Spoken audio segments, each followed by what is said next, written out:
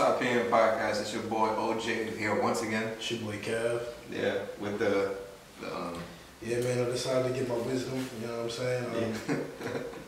I just woke up. I ate too much jerk chicken, man. Yeah. It is what it is. It is what it is. So, right now, your boys is here with Oversimplified. You know y'all love that shit so much. And we like to be informed, so let's go. This is the Cold War, my bad. Part 1. Link in the description down below. The year is 1917. Fighting rages on the Eastern Front of the First World War. Both Germany and Russia are on the brink of collapse. Soldier, I need you to bring me this man.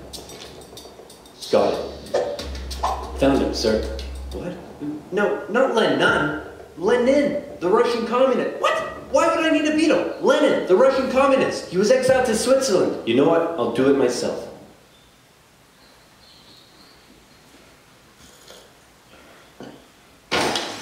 Who wants to start a revolution?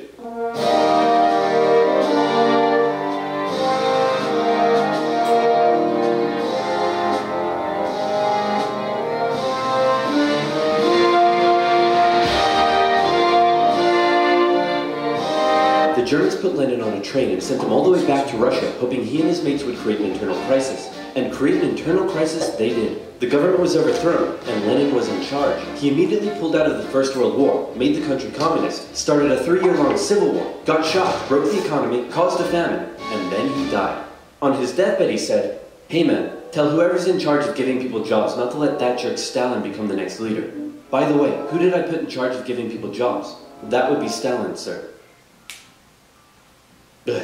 Stalin was a rising force in the Communist Party. He still had some opponents, but conveniently, all of them were arrested or disappeared. So that was lucky. And so Stalin took over. He implemented his 5-year plans, which transformed the country from an agriculture-based economy to an industrial one. And like Lenin before him, he reigned with terror. Anyone who dared criticize or oppose him would either be killed or left to rot in the horrendous Soviet work camps. Then a short man with a silly mustache tried to take over the world, punched the Russians all the way to Moscow, and then the Russians, with some help from their faithful ally, the Winter, punched them all the way back to Berlin. At this point, being allies, America, the UK, and the Soviet Union were good chums. They held a couple of conferences near the end of the war to decide what would happen next. Hey Stalin, after all your trials and tribulation, you must be pretty happy to be standing here in Berlin. Tsar Alexander made it all the way to Paris. Just give me a second. Hey man, I think something's up with Stalin. I know, right? What should we do? Shall I tell him about the bomb? Yeah, tell him about the bomb. That will scare him. So, we got this crazy new big A-bomb that can destroy an entire city in one go. Yes, my spies told me already. Oh wait, I meant to act surprised. Wow, that's amazing. He already knew. How? Am I sure I want to send nuclear secrets via unsecure public coffee shop Wi-Fi? Am I ever? Start nuts. Dude, use a VPN. And speaking of VPNs... you ain't getting us. Almost got us. Oh yeah. Does the A stand for atomic or ass? Then America dropped their big A-bomb on Japan, and World War II officially came to an end. Hooray! We won! Okay, so now it's time to establish the New World Order. Stalin, you're in charge of Eastern Europe. Now, we want you to let them all hold elections. Oh yes, of course, elections. And these elections will be free and fair, right? Oh yes, certainly, free and fair. Definitely free and fair. Communist, communist, communist, communist, communist, communist. If that's not free and fair, I don't know what is. Throughout Eastern Europe, Soviet puppet governments were established as a buffer zone between the USSR and the West, with Churchill proclaiming an Iron Curtain had descended across the continent. The relationship between the old allies was deteriorating fast. Over the next few years, the British intervened in the Greek Civil War to prevent a communist takeover. In Turkey, the Russians began demanding more control of Turkey's sea access routes, which prompted the US to send their largest battleship to Turkey for a friendly visit. After World War II, Iran was now occupied by both the Soviets and the British, with an agreement to both pull out once the war was over. The British pulled out. Stalin was like, you know what? I think I might stick around. All in favor of kicking Russia out of Iran? You want to know something?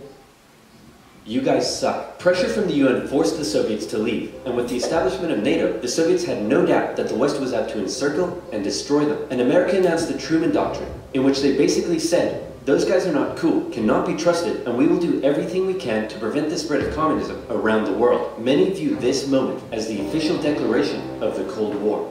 Back in Europe, everyone was living in a post-apocalyptic void brought on by the Second World War. Cities reduced to rubble, not enough food, it was terrible. This is great. The more they suffered, the more likely it is they'll turn to communism.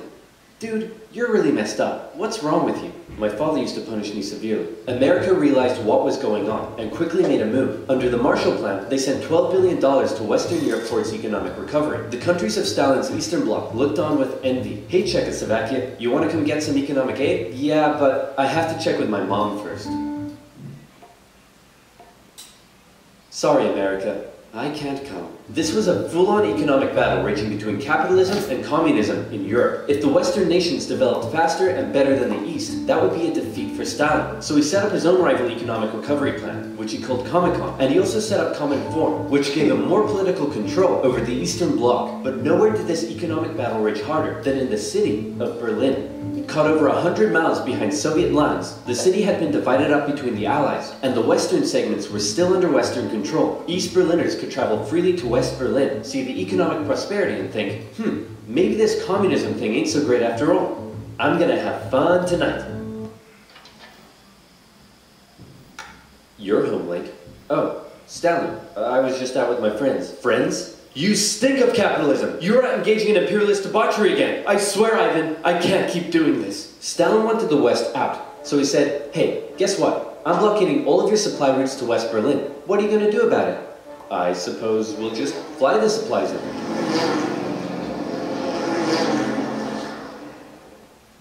Alright, Truman. You in this round. The Berlin airlift was an incredible undertaking and a major success for the Western Allies, and Stalin ended his blockade of West Berlin. His aggressive actions worried the West, but not as much as this did. The Soviet Union had developed their very own atomic bomb. The USA no longer had a nuclear monopoly. The world now knew that if a major war broke out between the two superpowers, it would be more destructive than anyone could imagine. So it was comforting when Stalin came out and said that war between the Soviet Union and the West was unlikely. Oh, wait, inevitable. He said it was inevitable. Hey, you know who I haven't checked? Can you imagine that shit? Like, if there was like, yo, fuck it, let's just bomb each other, whatever happens, happens. Right. Like, can you, like, I don't know what I would do. Yeah. Bro, like, I mean, the only thing that will probably come out of it is a zombie apocalypse, maybe. And then I can live, like the Walking Dead type niggas. would you, shit, you said that like that's what you want.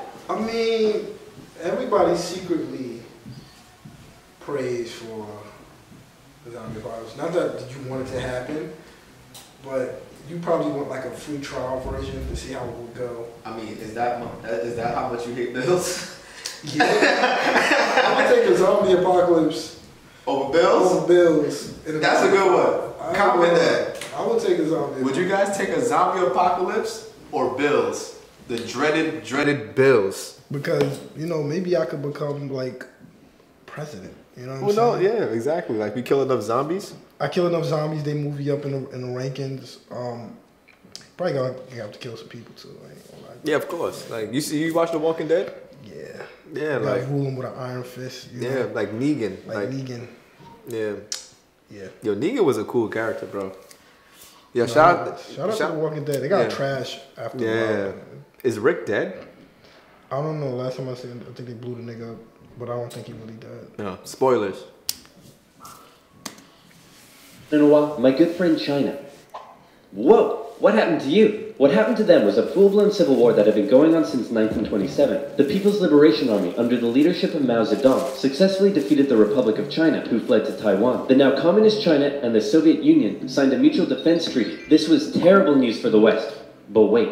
There's more. After the Second World War, Korea was divided along the 38th parallel. In the north, the Soviets set up a communist regime. In the south, America set up an anti-communist regime. Both were led by very sweet-looking old men, but don't let that deceive you. They were both ruthless dictators, and both dreamed of reuniting Korea under their own regime. Now that he had the bomb, Stalin was feeling a little more cocky, and he finally gave Kim permission to attack. The North launched a surprise invasion of the South on June 25th, 1950. With Soviet aid, the North...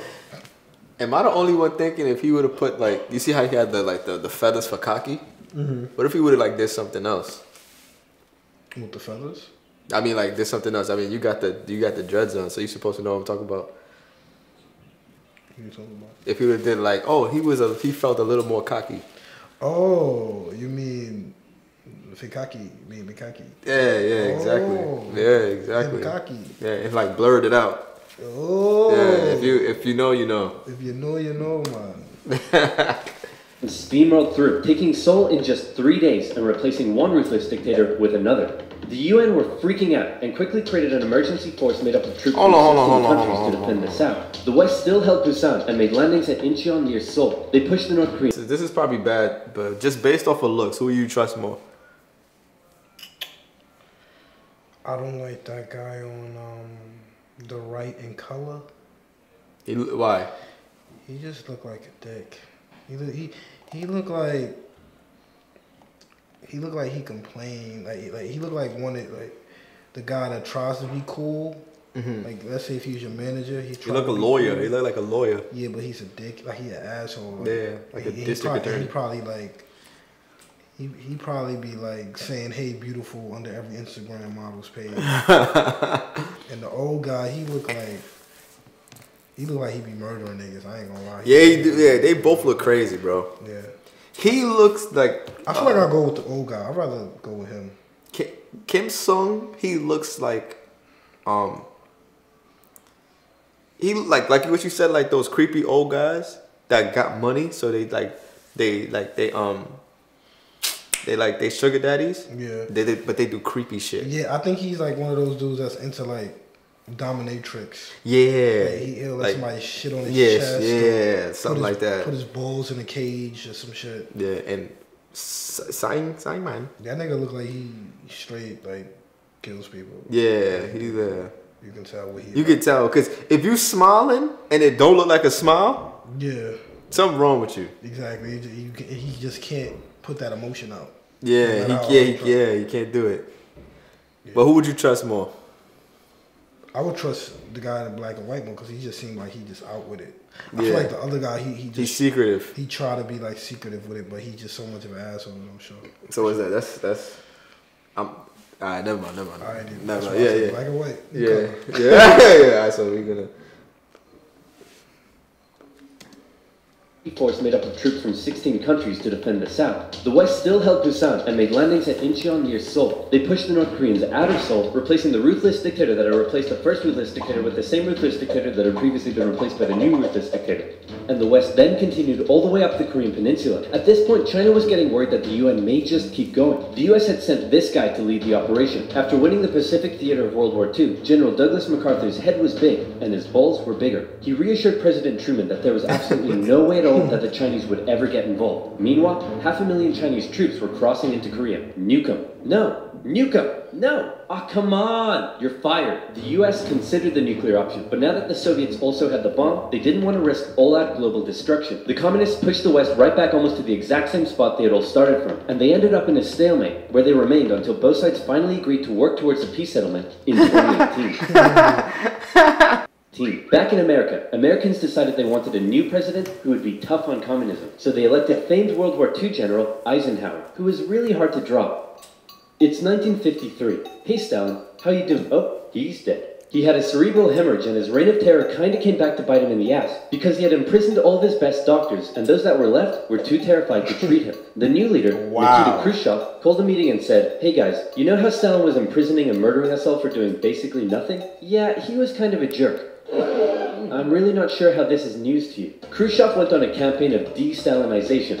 Statues of Stalin were taken down, Stalingrad was renamed, and Khrushchev announced that he wanted the Soviet people to be happy and would allow greater freedom in the Soviet Union. So how did that work out? Well, an uprising in East Germany was brutally suppressed, a revolution in Hungary was brutally suppressed, and demonstrations in Poland were brutally suppressed. Although he did finally allow some mild reforms. Back in the Soviet Union, he permitted more cultural expression, but then began banning stuff based on his own personal taste. Modern art looks like a child urinated on a canvas. Banned. Jazz music sounds like the feeling of needing to fart. Banned. Your poetry is really depressing. How could anyone in the Soviet Union be depressed? You're banned. Khrushchev wanted the Soviet people to be happy, but not like that, or that, or that. Young people began enjoying abhorrent Western pop culture. Son, remove that disgusting imperialist apparel at once. Shut up, Dad. You can't tell me what to do. Well, would you look at that? Turns out he can tell me what to do. The West had initially liked the cut of Khrushchev's jib, but world events soon soured relations even more. The two sides were spying on each other a whole lot throughout the Cold War. The KGB had spies and informants in nearly every aspect of Western life and government, so much so that whenever the US tried to send spies into the Soviet Union, the KGB were usually ready to arrest them on the spot. Members of the Manhattan Project aided the Soviet Union in acquiring the bomb. Some American officials believed they were on the wrong side. I'll sell you 3 secrets for $5 million. Okay.